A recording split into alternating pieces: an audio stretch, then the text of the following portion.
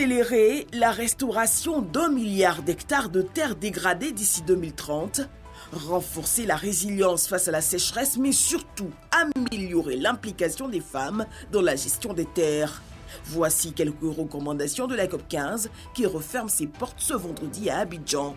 Élément clé de cette COP15, l'initiative d'Abidjan dénommée Abidjan Legacy Programme qui permet d'apporter des réponses efficaces aux dégradations des sols.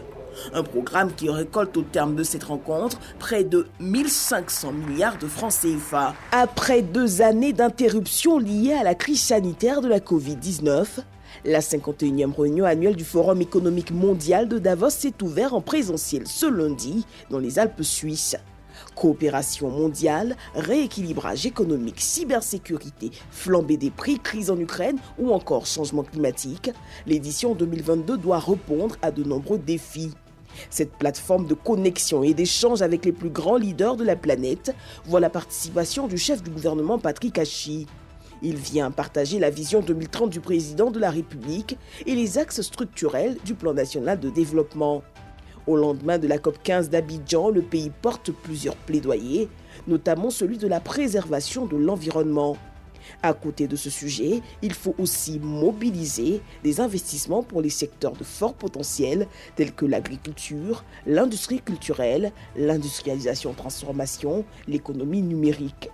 Une mission qui s'annonce fructueuse. Pour le chef du gouvernement, la Côte d'Ivoire reste aujourd'hui regardée par les leaders mondiaux du public et du privé comme une terre de progrès, un pays d'avenir. À Davos, la Côte d'Ivoire réaffirme son engagement à transformer sur place sa production de cacao. Une politique arrêtée pour améliorer considérablement les conditions de vie des producteurs. Pour réaliser cette ambition, le pays s'ouvre à du partenariat gagnant-gagnant, notamment avec les Émirats arabes unis.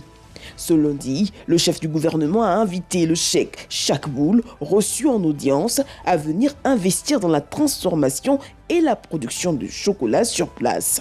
Surtout, à faire de Dubaï un pôle logistique stratégique clé d'exportation vers le Moyen-Orient et l'Asie.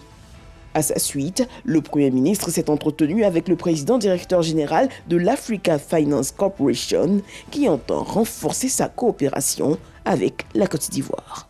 Pour cette 2e journée du Forum économique mondial de Davos, le chef du gouvernement multiplie contacts et échanges, comme ici avec Christine Lagarde, présidente de la Banque centrale d'Europe, ou encore là avec les présidents de la CAF et de la FIFA. 7h30, Patrick Hachi est l'invité du Forum des Amis de la zone de libre-échange continentale.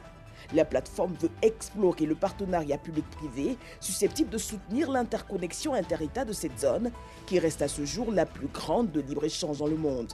L'Afrique, désormais à la croisée des chemins, doit faire le choix de la paix, de la stabilité et du développement, mais surtout valoriser son patrimoine culturel. La création africaine, source inestimable d'inspiration pour le monde, ne profite que trop peu à nos peuples et nos États.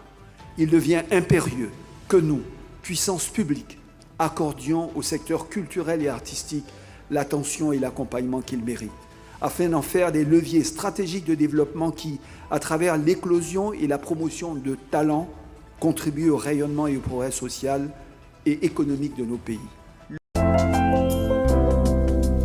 CICG, le citoyen au cœur de l'action gouvernementale.